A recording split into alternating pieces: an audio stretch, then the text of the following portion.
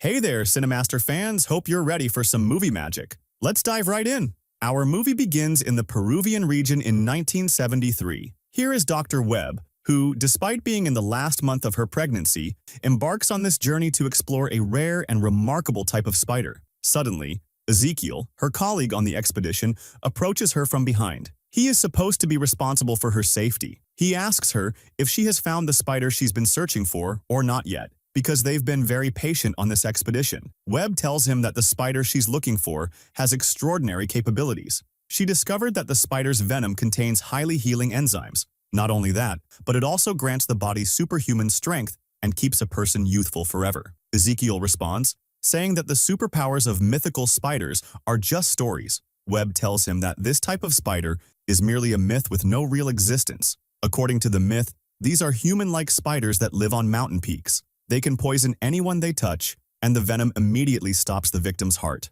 Of course, scientifically, there is no type of spider with such abilities. Their conversation is interrupted by the pain Webb begins to feel in her abdomen due to her pregnancy with her daughter. She remarks that her daughter seems not to want her to continue working. Ezekiel advises her to rest because of the pregnancy, but she refuses, saying she is very close to finding what she's been searching for. Ezekiel leaves and returns to the tent. Secretly, he enters her tent and photographs all her research and sketches of the spider. Suddenly, he hears her voice, excitedly shouting that she has finally found the spider she's been looking for. Everyone gathers around her, thrilled, as they observe the spider. At this moment, Ezekiel reveals his betrayal, pulling out a gun and killing everyone. Webb, terrified, asks him why he's doing this since he's supposed to protect her. He responds, saying he has been searching for this spider for years. He plans to use it to become rich and create a fortune. She tries to convince him to abandon this idea, emphasizing that the spider can heal many people and treat numerous diseases. However, he remains determined and threatens her,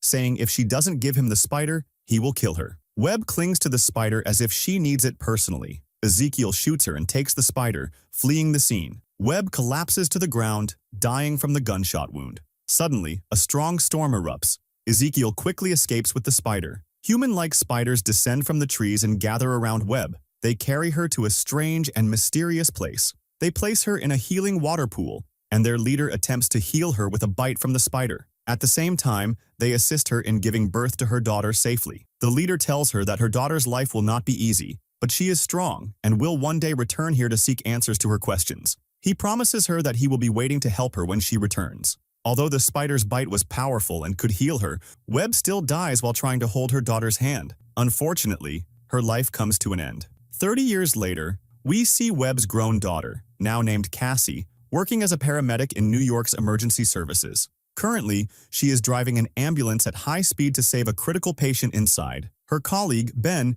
is providing necessary first aid to the patient. Despite Cassie's driving skills, the streets are extremely congested today. Suddenly, a girl on a scooter appears in her path, nearly causing an accident. This girl looks at Cassie in a hostile manner. Cassie is surprised but continues her way quickly. After successfully saving the patient, a little boy thanks Cassie and gives her a drawing he made of her and her family. She accepts it and thanks him. Later, the doctor allows the sick woman's husband to visit his wife. Meanwhile, another girl appears. The girl tells the doctor she wants to check on her stepmother, but her father refuses and asks her to wait. Afterward, Cassie talks to Ben about family life, expressing her dislike for it since she has never had a family. She grew up in an orphanage after losing her mother. Ben shares that he plans to start a family soon and get married. Cassie congratulates him. She opens a fortune cookie and finds only one word inside: future. She doesn't understand it, but doesn't care much. Later, at home, Cassie notices her neighbor arguing with the landlord about rent, as she clearly cannot afford to pay. Cassie looks at her with sympathy before heading to her apartment. She feeds her cat milk and stares at the drawing the boy gave her,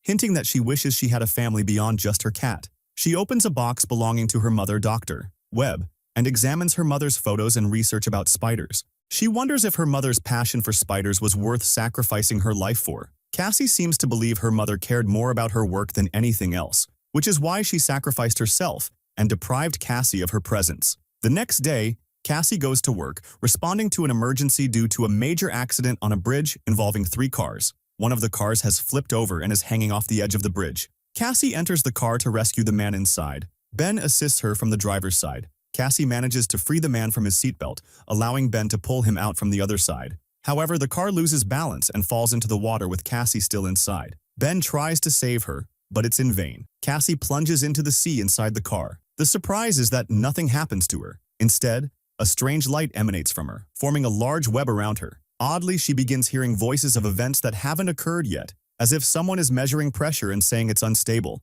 urging her to go to the hospital. She hears warnings and finds her hands covered in blood. Other voices mention that the place is a trap for people, and she cannot save all three at once. A stronger voice tells her she can exist in multiple places simultaneously using her web. It also reveals she has the power to see the future and change it. Suddenly, she feels someone pulling her strongly, calling her name and telling her to breathe. She wakes up to find herself on the shore, the situation she fell into, the one she caused herself. But it started working again when he resuscitated her. She thanks him and goes with him to check her pulse and blood pressure, and he tells her she needs to go to the hospital for treatment. She feels something strange here, as if she has heard this sentence before. What's even stranger is that the situation repeats itself, and he checks her blood pressure again. She thinks it's all just a joke from her colleagues, but he doesn't understand what she's talking about. The important thing is, she tells him she doesn't need to go to the hospital and just wants to go home. On the other hand, we see Ezekiel, who is still living with full youth and strength. Now he appears in the lab, and it seems he's there for a specific purpose to lure that woman to the house. When we go to his house, we learn the secret of his youth and strength because he has the spider he stole from Dr. Webb over 30 years ago. But the problem is, every night, he dreams of the same nightmare. 3 human-like spider girls attacking him in his house, fighting him fiercely, and even throwing him out the window, killing him instantly. In reality, he appears old and weak. He wakes up furious from the dream, and he's seeing the same nightmare for a while and knows how he will die. The problem is, he sees the 3 girls who will kill him but doesn't know how to find them and kill them before they kill him. He also tells her that science has advanced now, and he can identify exactly who they are because the national security systems have devices that can retrieve all the information about anyone just by seeing their face or identifying their features. The woman tries to calm him down and tells him it's just a dream, but at that moment, she realizes Ezekiel brought her there because she works in national security. She tries to draw her weapon to kill him, but Ezekiel overpowers her, grabs her hand tightly,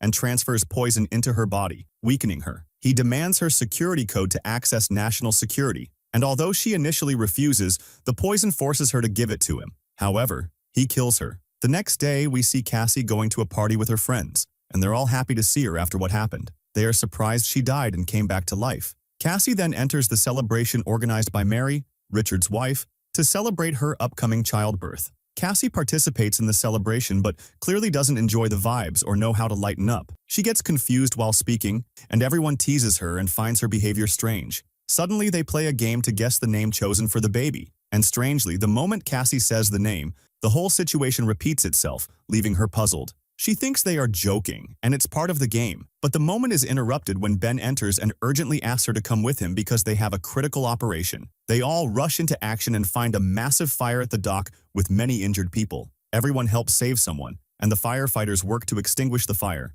Cassie tries to resuscitate a dead person, but sees Ben running toward the ambulance in a certain state. She manages to figure out the issue with the case from a distance, surprising Ben and his colleagues, who thank her. But then she sees a man running, telling the forces he needs to save his men inside, the 4C. Forces tell him the place is full of explosives, like a trap for people. Cassie feels like she's heard this statement before while she was drowning. What's even stranger is that she imagines her hands covered in blood just as she saw them while drowning, as if events are repeating themselves, warning her that something big is about to happen soon. At this point, her superior, O'Neill, is heading to get into the ambulance to save more people. After reviving the man in her hands, Cassie runs toward O'Neill, stopping him from getting into the ambulance and asking him to let her take it instead. But he refuses, saying the last incident affected her a bit. Suddenly, as he closes the door after getting in, she feels like he's going to have an accident. Indeed, as he moves and reaches the beginning of the road, a large truck crashes into him, killing him instantly. Cassie runs to him to try to save him, but he's covered in blood, and his life is over. Ben pulls her away, saying it's no use. He's already dead. At that moment, her hands are actually covered in blood, and she believes the vision she saw. She then realizes that what she saw while drowning were future events that would happen to her. Meanwhile, after Ezekiel gains control of the national security devices, he appoints a Mariah, a technology specialist, to use these devices to identify the 3 who will kill him. She expresses her astonishment at the capabilities of these devices, as they monitor everything, meaning people are being watched everywhere and at any time. They also manage to hack into any security system, account, or administration, no matter how secure. Ezekiel asks her to show him the images of the three who will kill him. She provides him with real pictures of them, stating that these girls will definitely gain extraordinary powers, meaning they are still young teenagers. She then inputs the images into the system to retrieve their current photos. Ezekiel asks her to locate them and provide information about them because he doesn't want everything he's built to go to waste. Amaria tells him that if the girls go to any public place, museum, or use an ATM, the system will be able to locate them and identify their identities. We then shift to Kat, who visits a psychologist and tells her everything that happened and about the future vision. The psychologist conducts all tests and assures her she's fine, but says the incidents she experienced have definitely affected her. First, the accident that stopped her heart, and second, O'Neill's death. She tells Kat the only solution is to take a break and rest at home for a while. Kat goes home and spends her time watching TV, but Ben calls her to inform her about O'Neill's funeral. She doesn't answer because she's upset about him. Strangely, she hears someone on TV asking if future visions are real. She tells herself that even if they are real, she won't be able to change the future. She gets up to take food out of the oven but suddenly drops a glass, breaking it. Suddenly, something hits the glass window forcefully, breaking it. She goes to the window to see what broke it and finds a dead pigeon that crashed into the glass. But strangely, when she opens the window, there's no pigeon or anything else,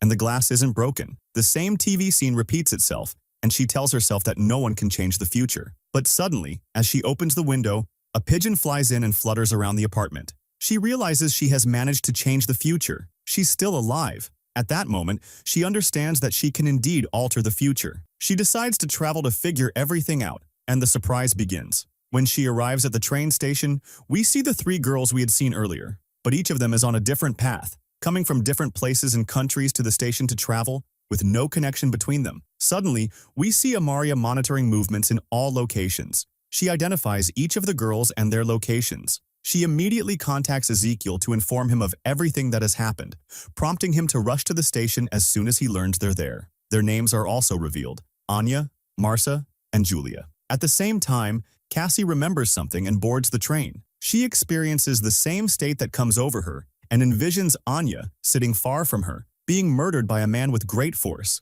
Suddenly, this man transforms into a strange-looking spider. She snaps back to reality, realizing it was just a dream. But moments later, she imagines the same man killing Julia, followed by Marsa. At that moment, she understands that these three girls will die in a horrifying manner soon. As she decides to leave the train and remove herself from the situation, she sees the same man boarding the train with the girls. She runs to them, wakes them up, and urges them to get off the train immediately and come with her. They do get off, but none of them understand what's going on. They believe she's trying to kidnap them. One of them calls the police, but Cassie stops her. The surprise is that the man transforms into a spider and comes after them. Cassie quickly takes them and escapes into another train. Suddenly, they hear the train scream as someone attacks it. Cassie takes them to an emergency exit from the train. As soon as they get out, she directs them to an emergency exit leading to the street. But suddenly, they find the police in front of them. When they try to seek help, the police arrest Cassie, believing she is the one who kidnapped the girls, as Julia had screamed earlier. Suddenly, someone attacks and kills all the officers.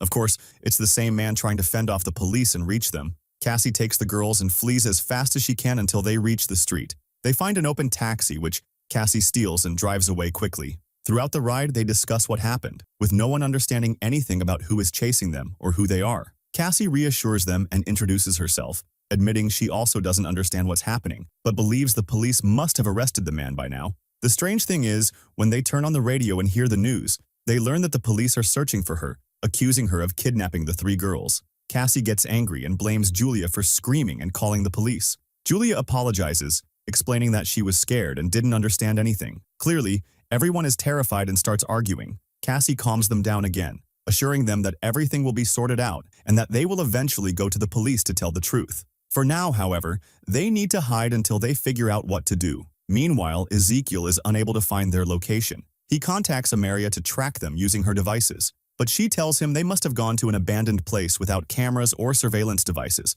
making it impossible to locate them. Cassie and the girls head to a forested area with trees. There, they try to discuss what's happening. The three girls begin to suspect that all connected somehow to Cassie. Julie turns out to be the daughter of the woman Cassie saved earlier at the hospital, and her little brother was the one who gave Cassie the drawing. Anya is her neighbor who hadn't paid the rent, and Marsa is the eccentric teenager who had stood in front of the ambulance and left a strange impression. Suddenly, everything starts to make sense. and the girls realize there's a secret behind all of this. Cassie then confesses to them, "I see the future, and I saw this man killing you on a train and turning into a spider." But she admits she doesn't know who he is or why he wants to kill them. Julia then comments that he's like a human spider, which triggers a memory in Cassie. She recalls reading something similar in her mother's old diaries. So she tells them she needs to leave for just 3 hours. She must go home to gather information and come back with answers. The girls are clearly frightened about being left alone in the forest, but Cassie reassures them that she won't be gone long and urges them to stay put and wait for her return.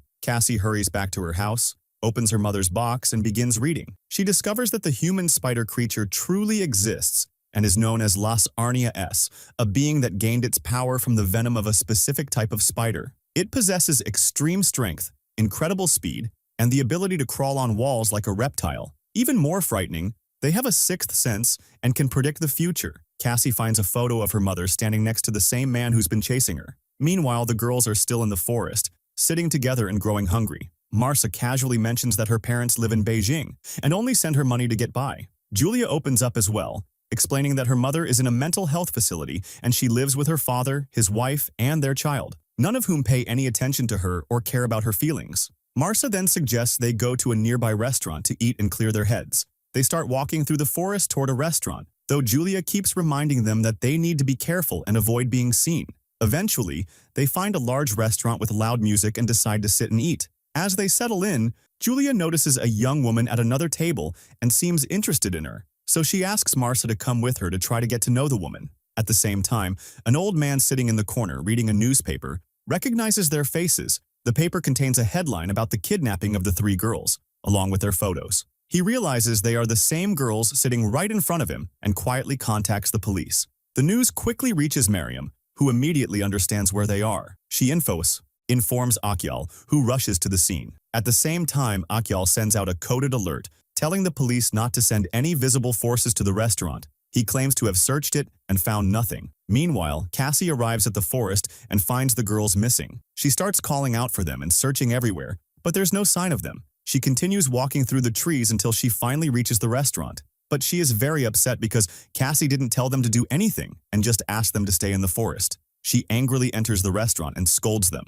They all approach her apologetically for what they did, but before they can leave, Ezekiel appears in front of them. Cassie screams to save Julia, but Ezekiel is faster. He grabs her, slams her head, and breaks her bones, killing her instantly. Everyone is terrified and tries to escape, but he catches Marcia and kills her too. Interestingly, he hesitates with Anya. Cassie gets up again to stop him, grabs a knife, and tries to kill him. However, he takes the knife from her and kills her with it. Cassie screams and wakes up from her dream, realizing it was all a vision of the future. She gets in the car to change what she saw. At that moment, the girls start dancing and singing in the restaurant. Suddenly, they see Ezekiel entering. They try to escape, but Cassie suddenly crashes her car into the restaurant, hitting Ezekiel. She takes the girls to flee, but Ezekiel grabs Cassie's hand and tries to poison her. Strangely, nothing happens to her, except for pain in her hand. She takes the girls and gets them onto the road, scolding them for what they did. They apologize again and promise to follow her instructions. Ezekiel contacts Amaria to locate the girls again.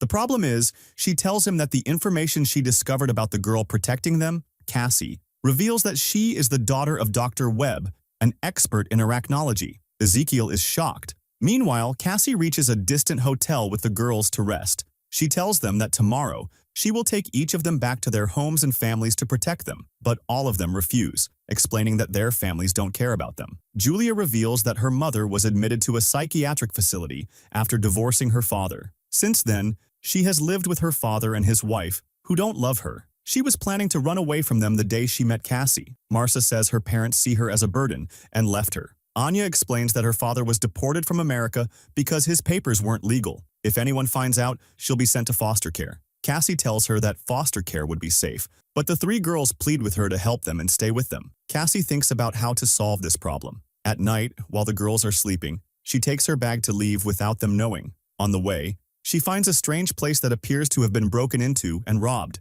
She enters to investigate and finds Ezekiel behind her. He expresses surprise, saying no one survives his poison, especially a dose as strong as the one he gave her. She asks him why he wants to kill these girls, and he told her the truth and asked her the place where she hid the girls and then returned to her normal life. Suddenly, Cassie wakes up from sleep and finds herself still on the bed next to the girls. She gets up, wakes the girls, talks to them, and tells them that she has discovered new information about that man. She reveals that with just one touch of his hand, he can poison and kill anyone, stopping their heart instantly. She explains that if this happens to anyone, they must revive each other. She teaches them how to perform heart resuscitation so they can save one another if anything happens. Afterward, she shows them a picture of her mother with Ezekiel and tells them that he used to work with her mother. That's why she needs to travel to Peru, as that's the location of her mother's last research. She takes the girls to Ben so he can look after them until she returns. On the way, she opens her mother's journal and starts reading the information inside. When she arrives at the Peruvian jungle, the same place her mother had been,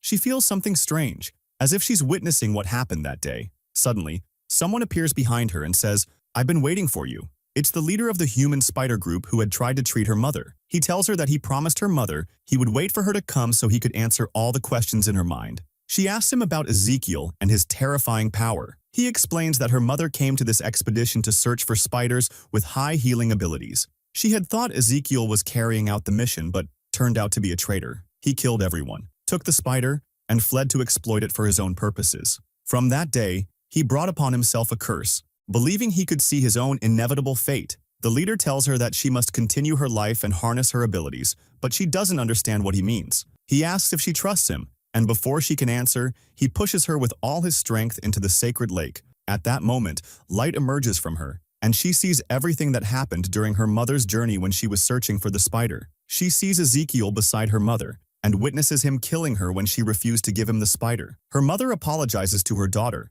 saying she couldn't protect her. The Las Arenas spiders intervened to save the mother and daughter, but unfortunately, they couldn't save the mother. However, they managed to save Cassie and keep her healthy because the baby was supposed to be born with muscular dystrophy. Cassie learns this was the reason behind her mother's journey and research on the spiders. Before her mother left, she had gone to the doctor, who confirmed through tests that the fetus had muscular dystrophy, a disease with no known cure. Cassie could have died shortly after birth, but her mother, Webb, refused to give up and decided to save her daughter. That's why she traveled to the Peruvian jungle to search for the healing spiders. Cassie realizes that she had misjudged her mother, who sacrificed herself to try to save her. The surprise is that she can hug her mother and see her, reassuring her that she succeeded, that she didn't get the disease, and that she's living a good life. Cassie returns to the present, having understood everything. She asks the leader about the extent of her power, because she feels incapable of doing anything other than seeing the future. She worries this won't be enough to stop Ezekiel, who wants to kill the three girls. The leader tells her that she doesn't yet know the full extent of her power or how to control it, but she has great strength, and she's the only one who can change the future. He also reveals that she can exist in multiple places at the same time, but she'll only discover her full power when she's put in a position of complete responsibility or a difficult situation. Meanwhile, it's been a week without finding the girls. He tells Maria that she must find the girls, who are currently with Ben. Maria, who is Ezekiel's sister, has taken on the responsibility of protecting them and keeping them in the house. However, Maria feels like she's about to give birth, so they all leave the house cautiously, hoping no one sees them, and head to the hospital for Maria to give birth. While on the way, Martha looks out of the car window, and her image appears on a street surveillance camera. Maria sees this and informs Ezekiel, who quickly heads to the location. At this moment, Cassie returns from her journey and goes to Ben's house but finds no one there. She looks through the house's window and sees a vision of Ezekiel finding the girls and killing them all. She rushes to save them before he reaches them. She finds a large ambulance, steals it, and drives it straight to the girls. At this time, Ben and the girls are still on the road. Ezekiel appears above them and instructs Maria to hack the traffic signals and turn them all green. When she does this, cars start colliding, trapping Ben's car among them. Ezekiel stands on Ben's car, causing everyone inside to be terrified. Just then, Cassie arrives in the ambulance, crashes through a billboard, and ties Ezekiel up, knocking him to the ground with the bomb in his hand. When it explodes, Cassie returns to the girls, puts them in the ambulance, and asks Ben to take Maria to the hospital and keep her away, because Ezekiel won't be interested in them anymore. She takes the ambulance and escapes with the girls. Surprisingly, Ezekiel gets up again and chases after them. The girls are happy that Cassie is back to protect them. Cassie decides to set a trap for Ezekiel, charging an electric device. When he jumps onto the ambulance roof, she electrocutes him, causing him to fall to the ground. However, the ambulance runs out of fuel and stops on the road.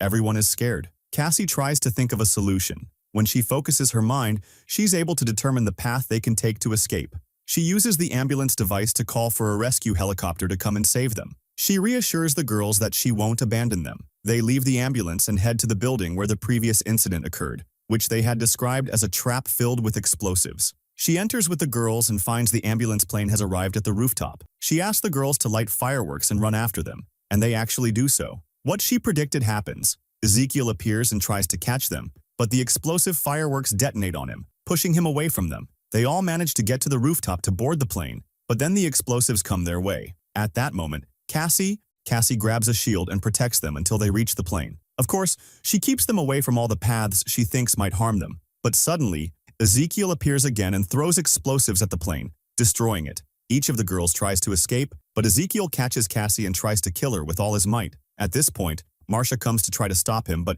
he hits her, leaving her hanging on the edge of the bridge, about to fall. She tries to save Cassie, but he also strikes her, leaving her hanging on the edge of the rooftop. Julia runs to attack Ezekiel, but he hits her the same way. At that moment, Ezekiel tells her that she won't be able to save all three of them at the same time. But then, Cassie focuses her power and manages to exist in multiple places at once, creating her web and saving all three of them. Unfortunately, Ezekiel hits her hard, and she falls as well. But of course, she sees the future and knows the bridge will collapse. She climbs onto it and lures Ezekiel to follow her. When he does, he keeps threatening her, saying she won't be able to defeat him and that she is stupid and weak like her mother. But she confidently tells him that she is indeed like her mother and that she doesn't give up.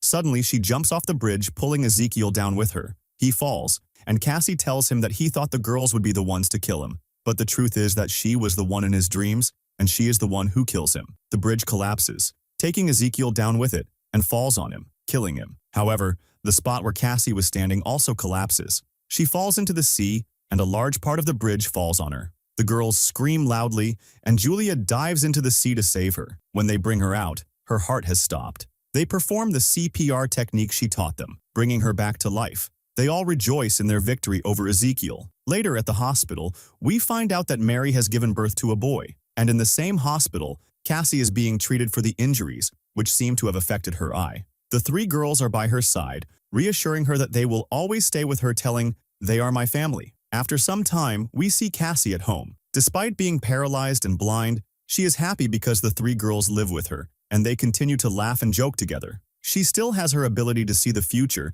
and tells them they will have incredible powers in the future. They will fight evil and never give up, gaining the powers of the spider. However, she will be their base, and the four of them will become a superhero spider team. If you enjoyed the video, don't forget to subscribe to the channel and hit the notification